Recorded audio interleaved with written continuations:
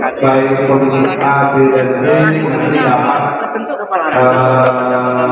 yang lain menanyakan atau menanyakan apapun yang bisa yang keputusan di tingkat ranting maupun Banom juga lembaga yang belum lengkap itu mungkin bisa ada seperti ini adalah integrasi lagi sinkron dari TJ untuk ditindaklanjuti pada TJ yang belum membentuk keputusan majelis yang ada pada poin ya nanti akhirnya pada ranting kemudian dari LPN lembaga pemberdayaan ekonomi nanti yang ada di NP itu sendiri dari PJN akan mensosialisasikan kepada lembaga-lembaga yang ada di MBCNU sekota Samarinda agar mencatat usaha-usaha apa yang sudah ada di dalam PJ masing-masing dan selanjutnya akan ditindaklanjuti oleh LPNU sehingga mereka punya kemampuan kreativitas yang akhirnya itu NU punya yang keempat sekretariat atau sekretariat MBCNU agar semua punya ini ada karena memang ada beberapa yang belum mempunyai sekretariat maka masing-masing MBCNU harus mengembangkan sampai ke tingkat ranting. Kemudian untuk SDM khususnya SDM di MBC agar SDM itu harus dicari yang betul membantu karena ini terkait dengan pembuatan misalkan kata kemudian laporan saat ini karena sudah online sehingga online itu perlu anak-anak yang memang dari IPO atau BPO yang punya kemampuan bidang kemampuan di bidang yaitu SDM. Saya kira itu untuk disampaikan ke PC, mudah-mudahan nanti rekomendasi akan ditindaklanjuti dan nantinya akan dijalankan di tingkat MBC maupun. Terima kasih. Wassalamualaikum warahmatullahi wabarakatuh. Kemudian MBC Sungai Pinang kurang satu yaitu ranting Modirjo, target sama 3 bulan. Kemudian Samarinda Kota ke 5 ranting dalam proses pembentukan, target 6 bulan. Kemudian Sambutan sudah terbentuk semua dan sudah dilantik semua. Yang terakhir Samarinda Seberang, rekomendasi dari teman-teman MBC tadi untuk MBC Samarinda Seberang di strukturisasi atau di reshuffle dari beberapa MBC merekomendasikan ke PJNU untuk segera menangani MBC Samarinda Seberang agar bisa berjalan bersama-sama. Kemudian untuk mendorong lembaga dan Banom di tingkat masing-masing MBC, yaitu bagi MBC yang belum membentuk Lazisnu segera membentuk Lazisnu. Kemudian lembaga-lembaga serta Banom, ada Muslimat, ada Fatayat, dan didampingi oleh pengurus PJNU Samarinda. Untuk lembaga LPNU masing-masing MBC nanti bisa dinaungi LPNU dan mendata, merekomendasikan ke LPNU untuk mendata unit usaha-usaha UKM yang ada di lingkungan MBC masing-masing. Contoh mungkin di MBC Lujanan Ilir itu banyak yang warga Nadi yang usaha nasi goreng, didata mungkin butuh modal kah, dicarikan cairan bank dari mana, nah seperti itu. Kemudian mendorong terbentuknya usaha mandiri, mungkin usaha bersama, bentuknya disesuaikan dengan lingkungan MBC masing-masing. Demikian laporan catatan dari Komisi A. Mudah-mudahan ini menjadi masukan dan memberikan manfaat maslahah untuk seluruh PJNU tingkat MBC se-Samarinda. Kurang lebihnya mohon maaf. Wallahul muwaffiq ila aqwamit thoriq. Assalamualaikum warahmatullahi wabarakatuh. Langsung saja Kalau yang pertama tadi begitu semangat karena tanfidiyah Pak. Tapi kalau ini rata-rata rois, jadi rois agak kalem Pak ya. Rois kalem. Apa Suriah kok rois? Sorry ya, Suriah kalem-kalem orangnya Pak. Baik, di Komisi B akan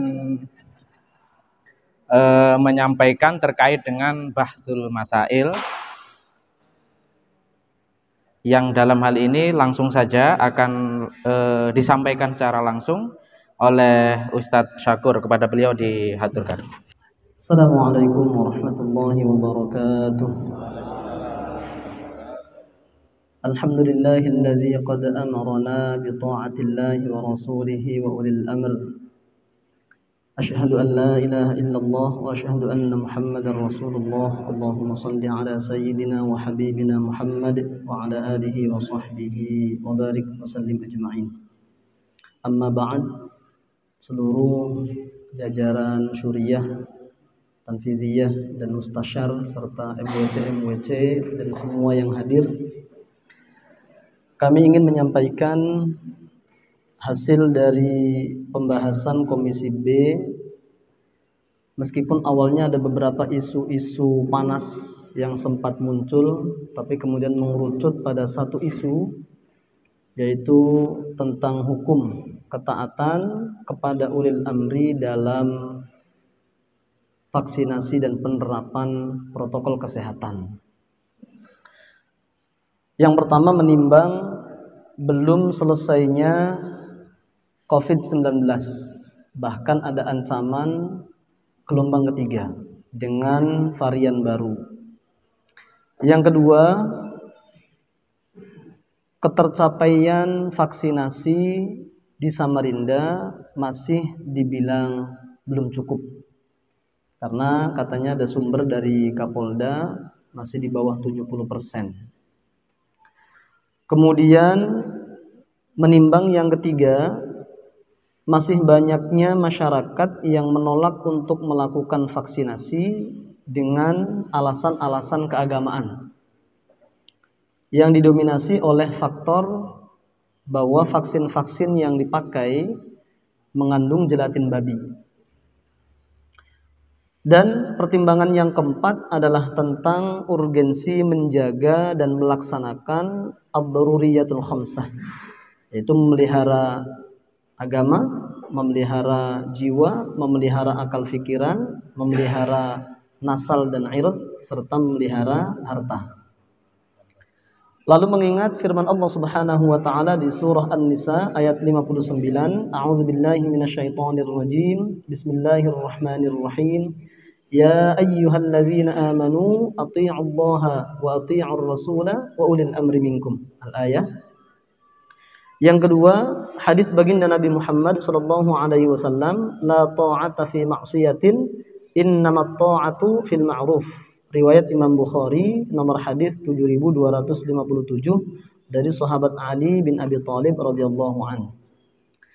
Lalu yang ketiga, hadis baginda Rasul, la darar wa la dirar, riwayat Imam An-Nawawi dalam kitab Al-Arba'in An-Nawawiyah, nomor hadis 32, juga As-Suyuti nomor hadis 9880 dari sahabat Ibnu Abbas. Memperhatikan pendapat para ahli tafsir mengenai pemaknaan ulil amri dalam surah An-Nisa di atas, diantaranya dalam tafsir Al-Jalalain yang kemudian dijabarkan lebih lanjut dalam tafsir As-Sawi. Dalam tafsir Al-Jalalain disebutkan wa ulil amri maksudnya adalah al-wulah, itu para wali, para pemimpin. Kemudian dijelaskan di tafsir Sawinya, yaitu semua orang yang diberikan wewenang dalam urusan tertentu yang menjadi tupoksinya. Kemudian juga memperhatikan tafsir Al-Mawardi yang diambil dari pendapatnya sahabat Abu Hurairah, sahabat Ibnu Abbas, dan juga Imam Ibnu Zaid, yang memaknai ulil amri dalam ayat tersebut sebagai al-umara'u was-salatinu fil umurid dunyawiyah, itu para pemimpin, pihak-pihak yang diberikan kepercayaan dan kewenangan mengurusi urusan keduniawian. Maka Komisi B yang terdiri dari para syuriah yang kalem-kalem tadi memutuskan, pertama menetapkan ulil amri adalah para pemimpin yang sah yang diberikan kewenangan untuk mengurusi suatu urusan tertentu. Jadi tergantung dia diberikan jabatan wewenangnya di bidang apa. Berdasarkan salah satu hadis Nabi, idza wusidal amru ila ghairi ahli fantadhiris sa'ah. Kemudian poin yang kedua, batasan ketaatan kepada ulil amri yang pertama selama tidak memerintahkan pada kemaksiatan. Berdasarkan hadis baginda Rasul di atas, la ta'ata li makhluqin fi maksiatil khaliq. Batasan yang kedua, kewajiban taat kepada ulil amri yaitu selama masih dalam batas kemampuan. Berdasarkan firman Allah Subhanahu wa taala, la yukallifullahu nafsan illa wus'aha, dengan tafsir-tafsirnya.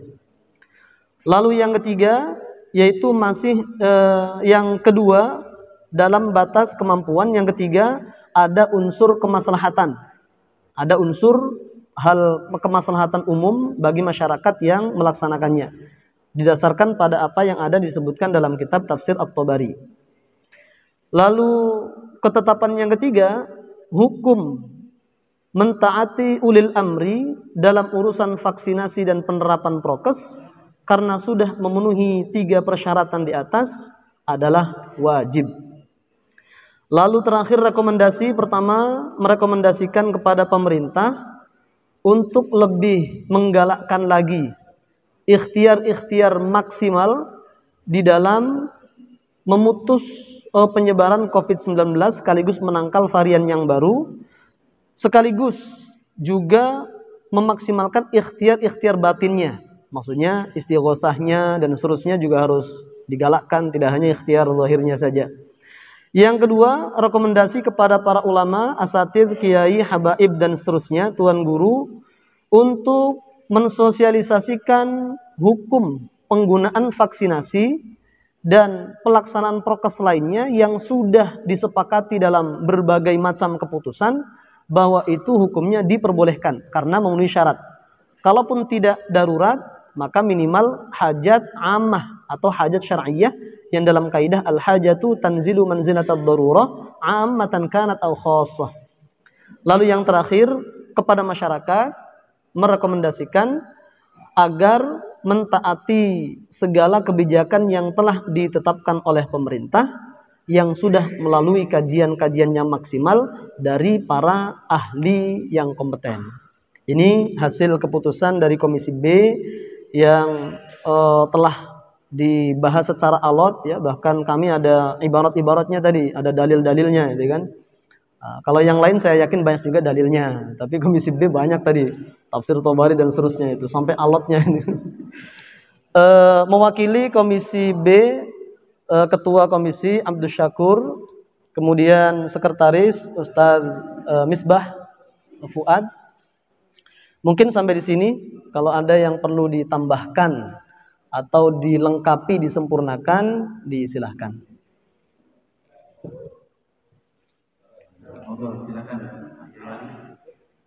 Baik, ini pendapat Romo Yai Ali Mahmudi katanya sudah mewakili seluruhnya. Sedikit tanggapan mungkin, ya. Jadi salah satu faktor yang mendukung syiar kita memang tentu saja sekarang adalah media. Dan mohon maaf, kita sekarang di media sudah ada rintisannya. Coba bisa dibuka ya di website NU Samarinda itu ada. Dan sudah ada beberapa kegiatan yang ditampilkan. Tapi memang belum berjalan secara maksimal. Maka ini ya kita memohon, mengharapkan kepada yang bertugas untuk bisa itu. Karena kegiatan kita banyak. Ada dari macam-macam itu kan, ya kalau dimasukkan syiarnya luar biasa. Termasuk masalah-masalah keagamaan belum ada di situ. Risalah khutbah Jumat belum ada. Padahal kalau ada, enak khotib-khotib ini, tinggal download saja dari situ, aman sudah. Itu saja mungkin saya sangat mendukung sekali Pak Yali dan seterusnya. Baik, ini saja mungkin saya mewakili Komisi B menyampaikan terima kasih dan mohon maaf atas segala kekurangan kekhilafan. Wallahul muwaffiq ila aqwamit thoriq. Wassalamualaikum warahmatullahi wabarakatuh. peserta Muskercap yang kami hormati, berdasarkan hasil musyawarah atau diskusi, Komisi C menghasilkan beberapa rekomendasi.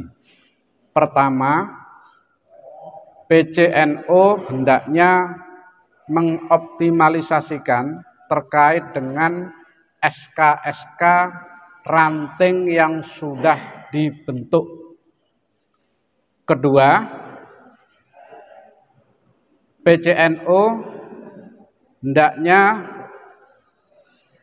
mengaktifkan seluruh pengurus yang ada di dalam SK PCNO. Ketiga,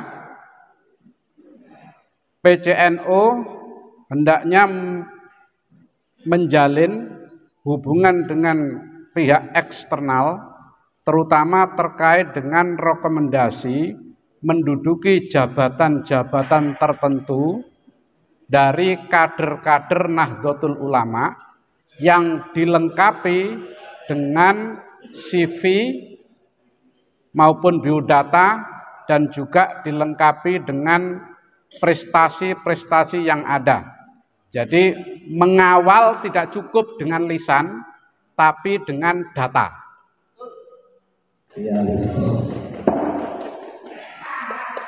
Yang berikutnya, nanti ada yang terakhir ini, koordinasi antar lembaga dengan PJ itu minimal diadakan 4 bulan sekali, paling lama, dan diadakan secara rutin. Berikutnya, PCNO hendaklah melandingkan program yang ada, sehingga MWC dan ranting programnya itu bersinergi dengan program yang ada di PC. Ya. Karena PC pun juga belum pernah nge-share program ke MWC. Nah, ya, vaksin. Terus kemudian, ya, rekomendasi berikutnya yaitu adanya kesepakatan antara berbagai lembaga tentang etika berorganisasi. Artinya seluruh banom, terutama lembaga yang di bawah naungan PCNO harus seirama dengan program yang ada di PCNO dan tidak berdiri sendiri. Ya. Lembaga maupun sejenisnya tidak berdiri sendiri, harus mengikuti irama nafas yang ada di PCNO. Berikutnya rekomendasi yaitu tadi sudah disinggung, mengoptimalisasikan media dakwah terutama terkait dengan medsos. Ya. Jadi dakwah-dakwah digital dan lain sebagainya itu dioptimalkan. Tadi sudah disinggung. Kemudian memberdayakan generasi muda supaya aktif di NU.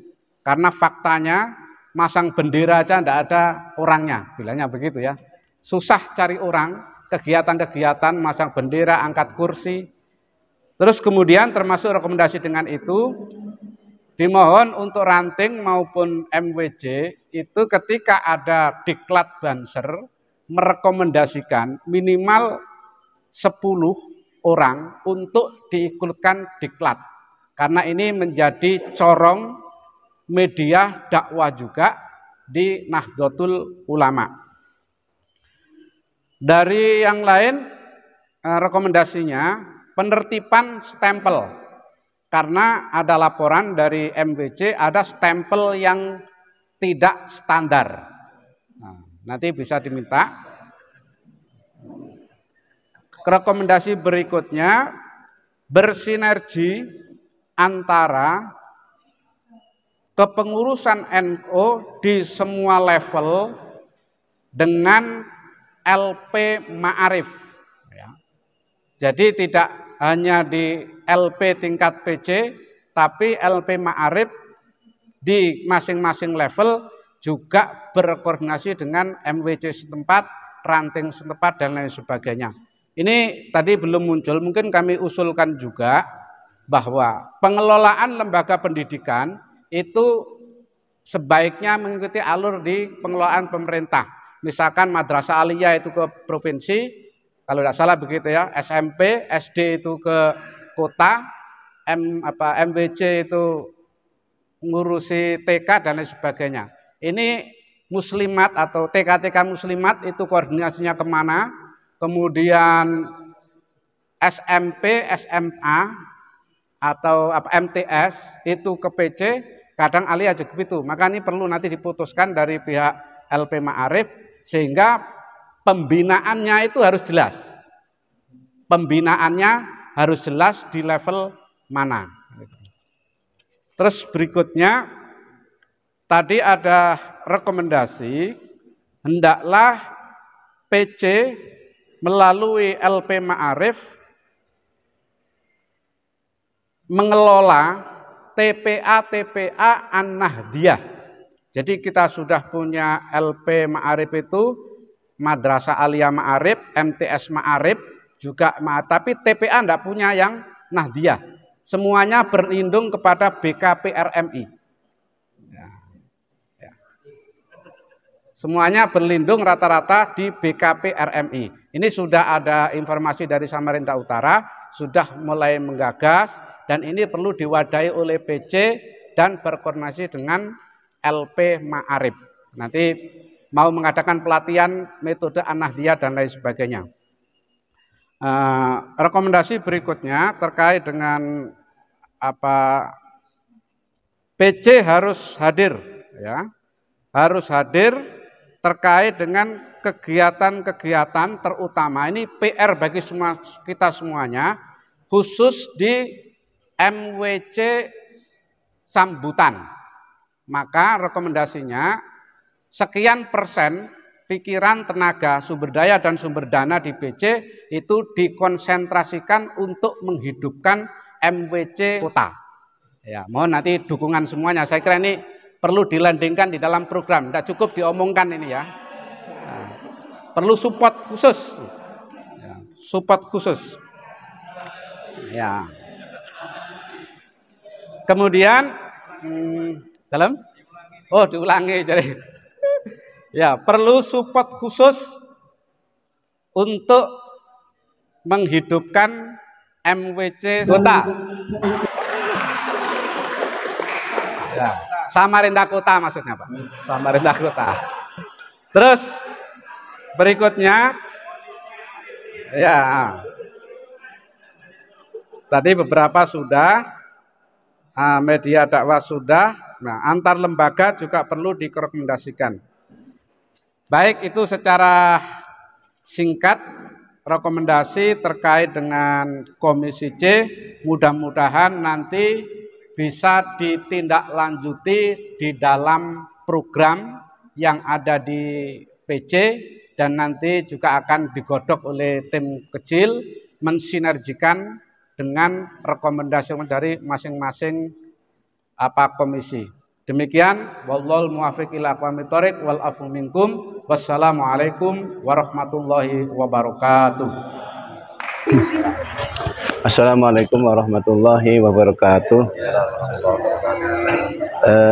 Saya atas nama jajaran pengurus cabang Nahdlatul Ulama Kota Samarinda menyampaikan ucapan terima kasih yang sebesar-besarnya kepada pengasuh Pondok Pesantren Nabil Husin melalui kebijakan Bapak Dr. Andes Ki Haji Nasihin MSI, sehingga pada hari ini Sabtu tanggal 4 Desember tahun 2021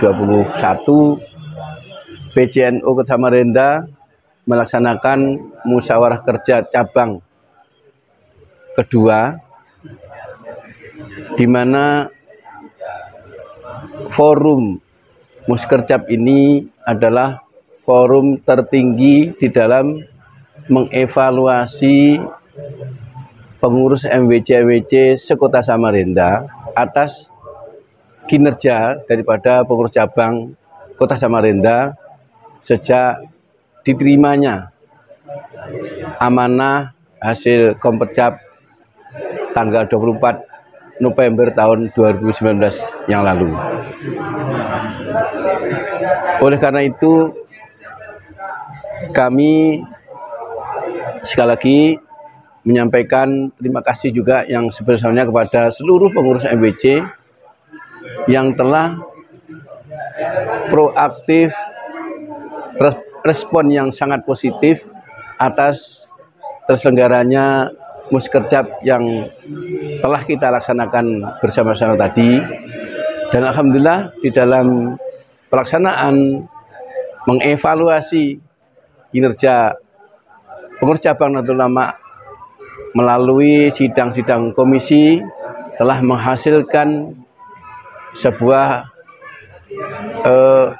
masukan dan rekomendasi di mana memang khusus untuk komisi organisasi dan program kerja kami sebelumnya sedikit memberikan arahan agar tidak membuat program di tahun 2022 nanti yang muluk-muluk, tidak perlu muluk-muluk dan tidak terlalu banyak-banyak, diukur dengan kemampuan, yang penting realistis dan dapat dijangkau.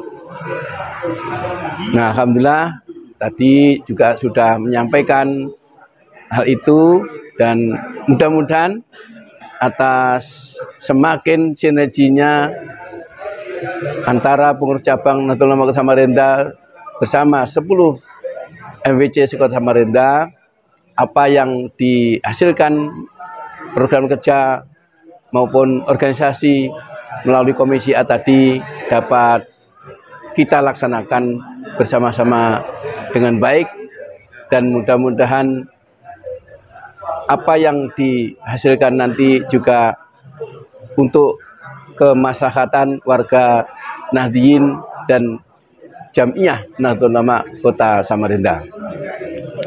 Kemudian terkait dengan rekomendasi yang dimana memang program daripada Muskercap ini tadi adalah untuk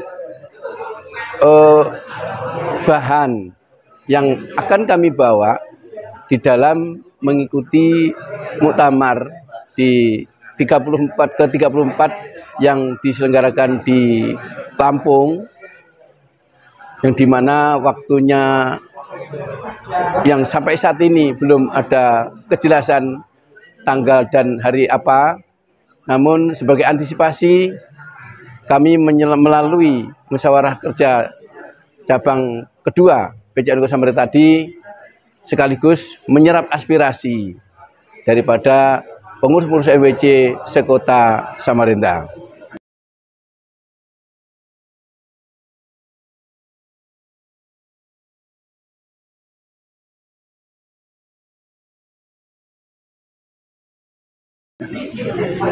Nah, rekomendasi yang disampaikan oleh komisi rekomendasi tadi adalah agar menyampaikan kepada pengurus PB agar pelaksanaan muktamar dapat mengambil moto daripada Kota Samarinda, yaitu tepian. Kota tepian yang bermakna teduh, rapi, aman, dan nyaman.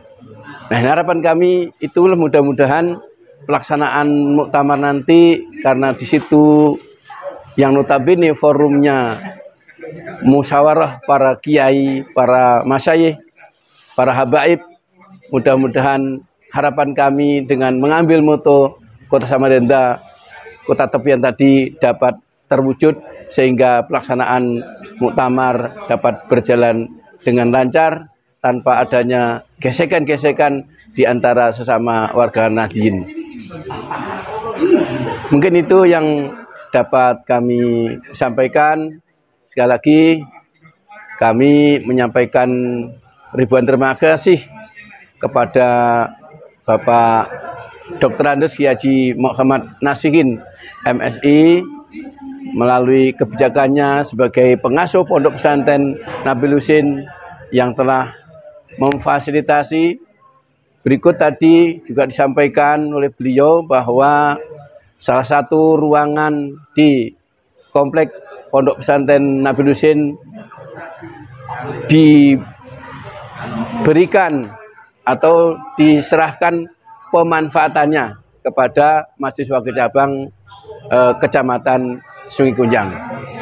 Ini juga surprise atau apresiasi kami kepada sekali lagi Pondok Pesantren Nabil Husain, dan mudah-mudahan menambah berkah daripada para santri-santrinya, dan harapan kami mudah-mudahan seluruh santriwan santriwati Pondok Pesantren Nabil Husain nanti menjadi kader-kader penerus kita di sebagai pejuang Nahdlatul Ulama di masa-masa yang akan datang. Mungkin itu yang dapat kami sampaikan, lebih kurangnya mohon maaf. Ihdinas siratal mustaqim wallahul muwaffiq ila aqwamit thoriq. Wassalamualaikum warahmatullahi wabarakatuh. Waalaikumsalam warahmatullahi wabarakatuh.